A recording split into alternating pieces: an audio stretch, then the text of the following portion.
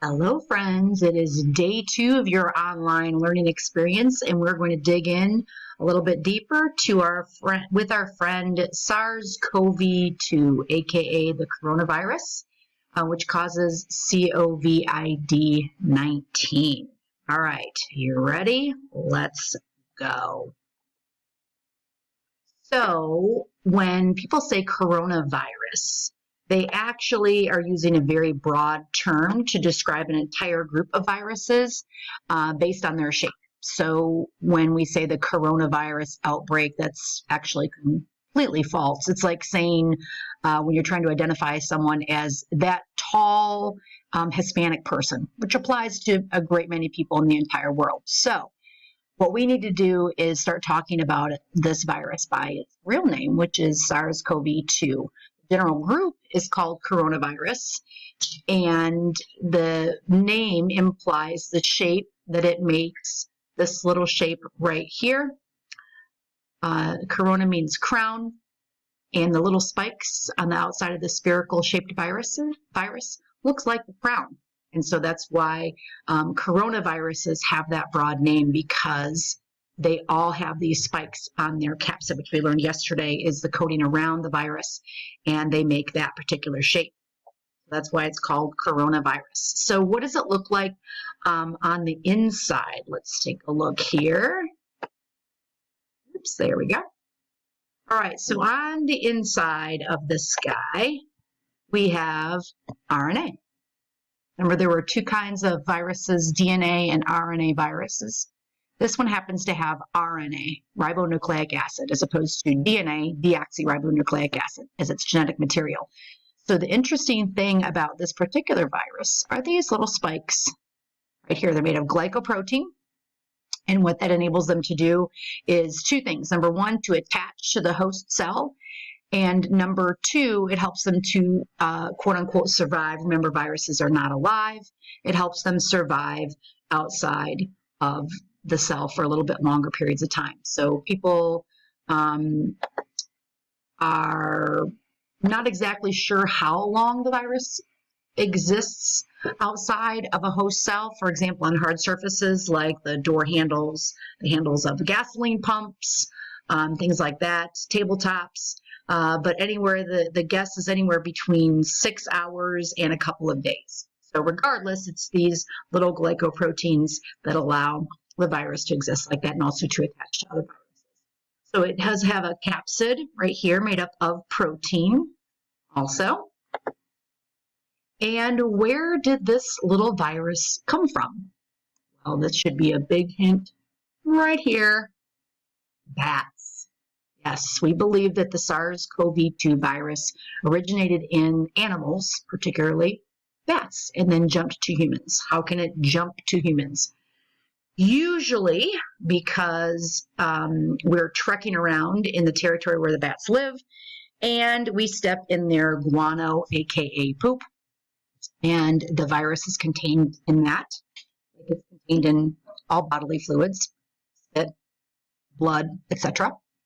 And so the virus makes its way into the human population because either A, we're walking around in it, usually in tropical jungle somewhere, is a lot of times where we get the new viruses from, because people aren't usually there, so they've been allowed to evolve without human hosts for a long time, and then they kind of jump to us.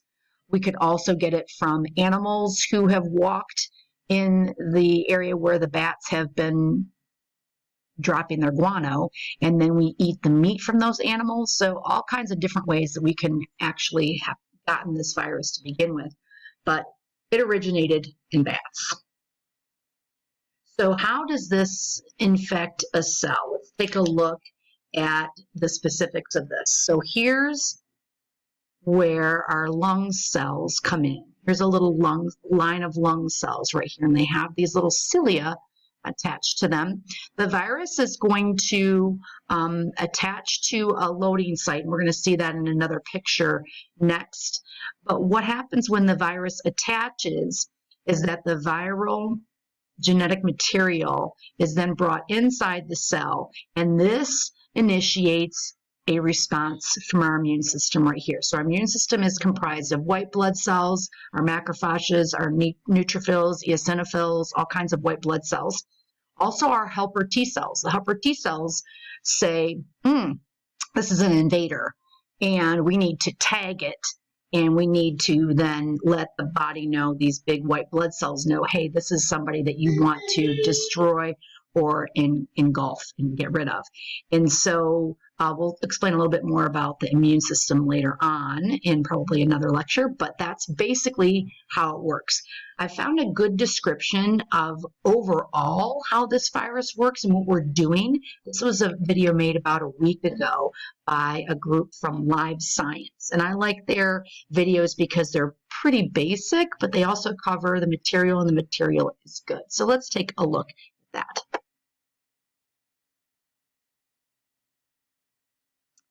To the Live Science website, and we'll scroll down to our video here. And let me get this out of the way. And watch this video right here.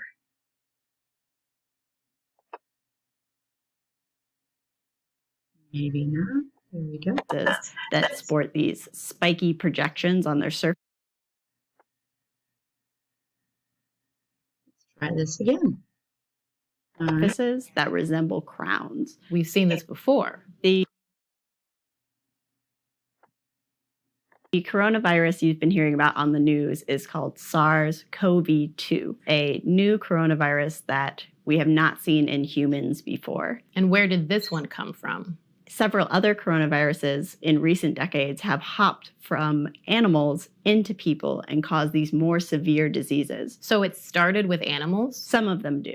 Viruses that cause SARS, MERS, and this new disease, COVID-19, all appear to have come from bats initially, and then pass through intermediate animals on their way to humans. And where did it start? This current outbreak began in the Chinese city of Wuhan, most likely at a wet market where both live and dead animals are being sold. So what's different about COVID-19? This new disease does share symptoms with other respiratory illnesses like the flu. It's like the flu? But this is definitely a distinct disease. It's not caused by the same type of virus, and it does have a higher fatality rate from what we've seen so far. Okay, let's get down to it. What are the symptoms? Infected people often develop a fever and a dry cough. They report symptoms of exhaustion, fatigue. Okay, that's pretty specific. People sometimes develop a runny nose or nausea, and they can develop diarrhea. A lot of these symptoms may sound similar to other respiratory illnesses, and that's because they are. Doesn't seem that bad. The disease can develop into a pneumonia where the lungs become inflamed and fill with pus. If people show symptoms, what should they do? So if you develop mild symptoms, as of now, the best advice I can give you is to quarantine yourself at home voluntarily. How can they take care of themselves? Make sure you stay hydrated. Treat it as you would other respiratory illnesses, at least mild ones. And if it gets worse? Keep track of those symptoms. If they worsen, you should go to the nearest healthcare facility, and hopefully from there, you'll be triaged into diagnostic testing. How do the tests work? Most tests that are out, including the one provided by the CDC, use a swab sample from your nose and mouth. They look for bits of viral DNA present in those samples. Saliva is more reliable than blood? People are working to develop serological tests, so they're using blood samples, and these look for antibodies that the body generates after being exposed to a new pathogen. So that would be an alternate way of diagnosing this virus. Those sick should go to the hospital then? Yes, so people with the severe symptoms I mentioned earlier should go to the nearest healthcare facility. Okay. If you are part of a more vulnerable population, say you're above the age of 65, or you have a pre-existing condition that makes your immune system more prone to severe insult, you should check into the hospital sooner. You are more likely to develop serious complications as a result of this disease. How about the kids? Children can catch this disease, but it seems like their symptoms tend to be much milder than we see in adults. Does having traveled even matter? Now that we're seeing sustained community spread within the US, more people now are vulnerable to catching this virus, even if they haven't traveled recently. So just keep that in mind. How does it spread? The virus can be carried in respiratory droplets that are expelled when you cough or sneeze. So cover your mouth? But make sure to use your elbow rather than your hand, as you have a greater chance of putting the viruses onto surfaces if you use your hand. No touching. So this virus is transmitted through close contact with people. You could potentially pick up contaminants in that respect. So This is kind of where face masks come in. So if you yourself are infected, wearing a face mask prevents the respiratory droplets from exiting your mouth and landing on everyone around you. it stays alive on surfaces? Viruses aren't considered alive per se, but yes, it remains viable on these surfaces for a certain period of time, meaning it can infect you if you pick it up. For how long? Based on our understanding of other coronaviruses, in ideal conditions, these viruses can last on surfaces for up to, say, 9 days. But more likely, they only survive on surfaces for maybe a handful of hours, depending on the situation. All right. Literally, all they're built to do is infect. That's why they're not considered alive, because they replicate, but they don't have the machinery to do it themselves. Shit. Right. The virus may also spread through stool, which is especially important to remember in healthcare settings. But what about those many, many packages from China? Packages from China, as far as we know, should be perfectly safe because the viruses really aren't built to survive on those surfaces for long periods of time. So what can I do from home? Common household disinfectants like alcohol-based cleaners and bleach should be effective at wiping the virus off of surfaces. Cool. Back to Amazon. As with any respiratory illness, the easiest way to protect yourself from catching this virus is to wash your hands often and thoroughly. So for at least 20 seconds with soap. Oh, like that extra antibacterial, antimicrobial soap I see everywhere. Normal hand soap, not antibacterial. But So this virus is an enveloped virus, which means it has like a fatty membrane. The normal soaps break down the fats and basically like disarm the virus in that way. what about sanitizer? Will work just fine. Yeah, no, Amazon sold out of sanitizer too. Can I make my own? Alcohol-based hand sanitizers can work as a backup to hand washing. So what meds should I talk to my doctor about? Some treatments are already being used on an experimental basis and in clinical trials. These are antivirals that were originally designed to fight other viruses but show some efficacy against this new one. We'll learn whether those work fairly soon. Where's these vaccines I'm hearing about? There's about 20 vaccines in development around the world currently, and all of these are being fast-tracked, One Day Prime? meaning they will hopefully be available for widespread use much faster than we would typically see a vaccine. What about when the seasons change and it gets warmer? Other coronaviruses, we've seen that they become less transmissible in warmer weather, so that may be also true of this virus, but truly we don't know yet. What's the deal with schools closing? School closures are a typical measure in trying to control any sort of epidemic. You see them used in pandemic flu, for instance. So this is an expected measure that will probably be taken by various localities as the outbreak continues. So, I read this crazy headline on the internet and it said, You'll see a lot of headlines that seem scary or confusing. I would encourage you, as you see these, to, number one, click on the article itself, read through it, check the sources that they use. As we're all learning about this virus together, keep up with the latest news about what we actually know about this virus, what we don't know about this virus, also an important point. You can stay tuned on Live Science because we're sorting through all of that mess for you and hopefully packaging it in such a way that you can quickly check up on the situation and determine what it means for you and your loved ones. My name is Nicoletta Lanise, and I am a staff reporter here at Live Science, mostly covering health and medicine. All right. Get rid of that little dude. Okay. Back to what we were talking about here.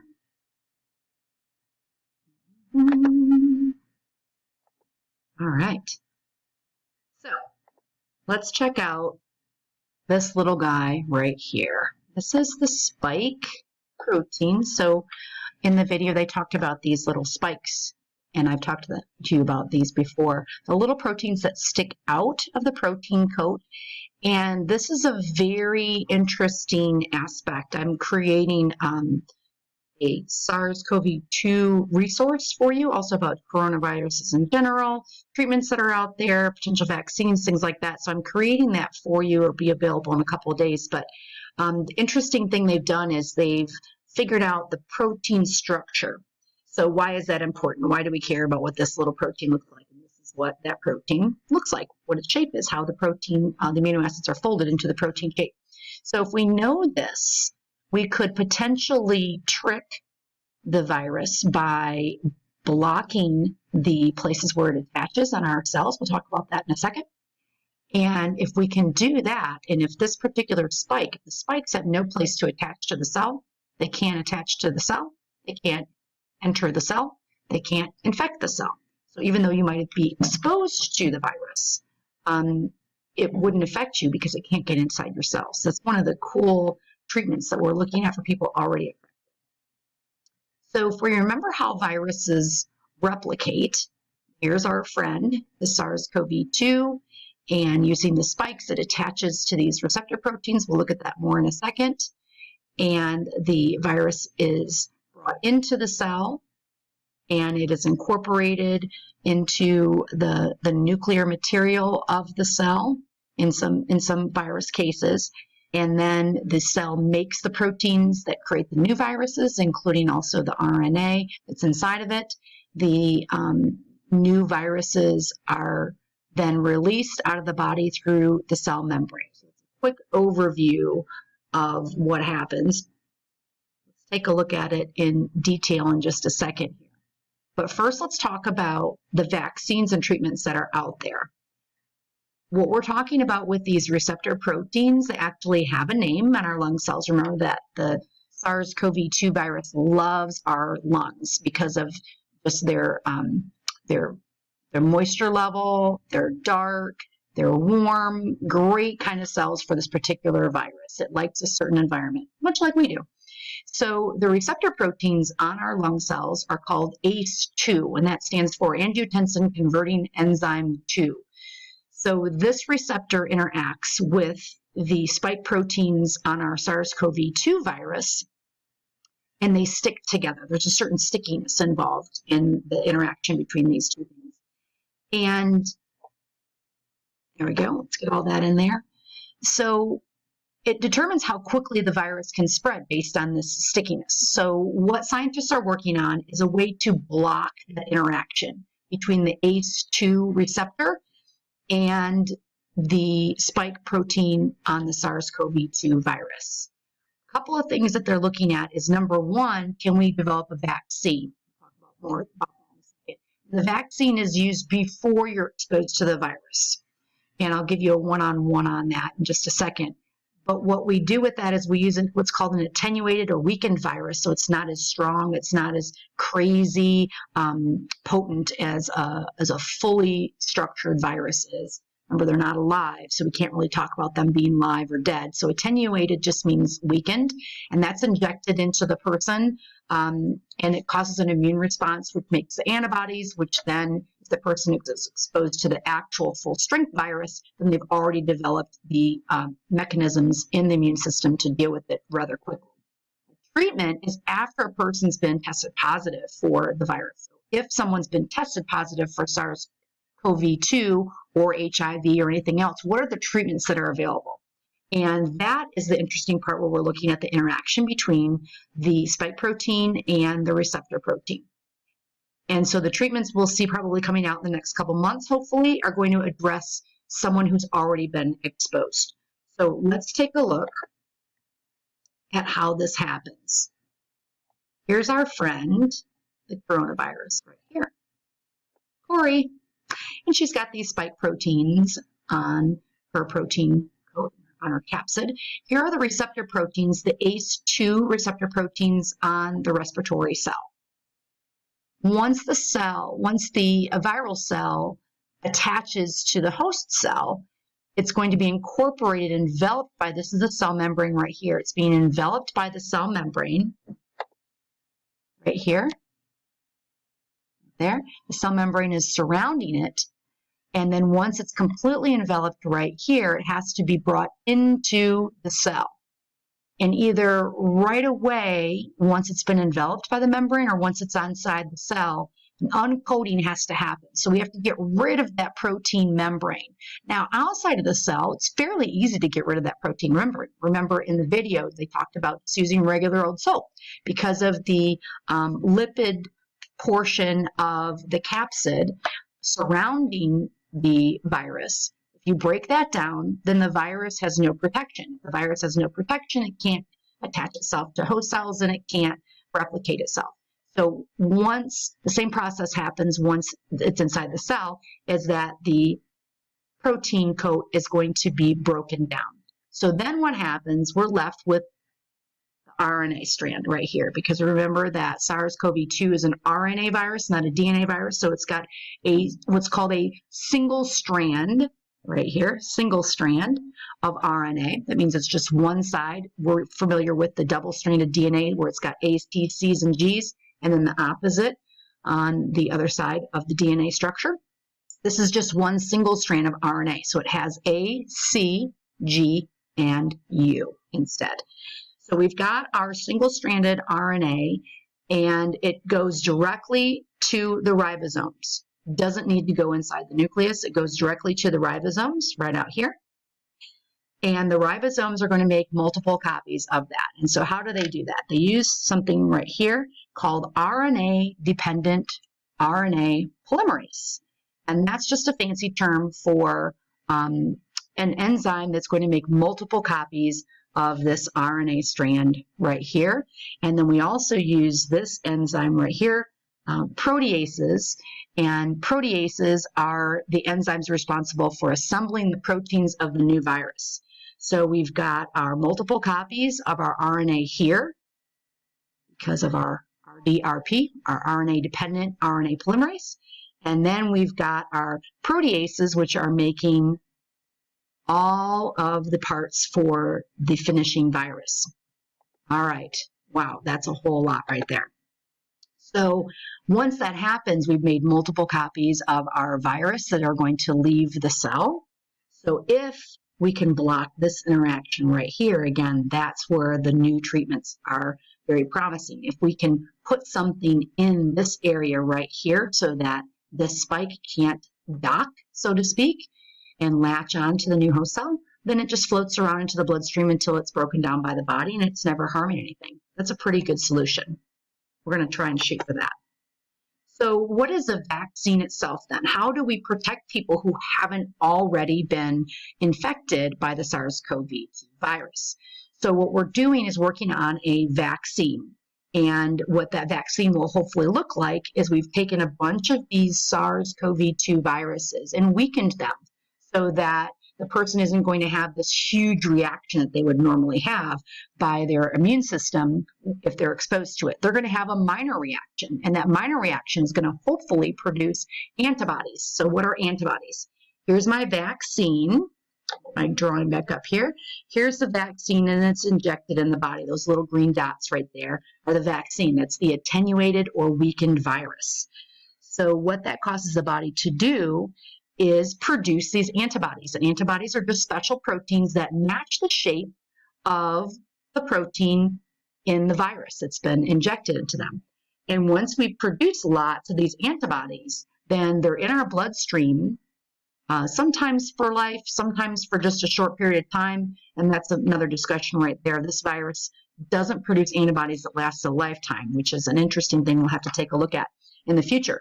But our antibodies would then recognize that virus right there as soon as we're exposed to it. We have maybe 2 or 3 of those little viruses floating around our bloodstream. We have many antibodies. They go right away. They attach themselves to the virus. Once they're attached to the virus, then that sends another signal to our white blood cells. Those are our battlefield soldiers.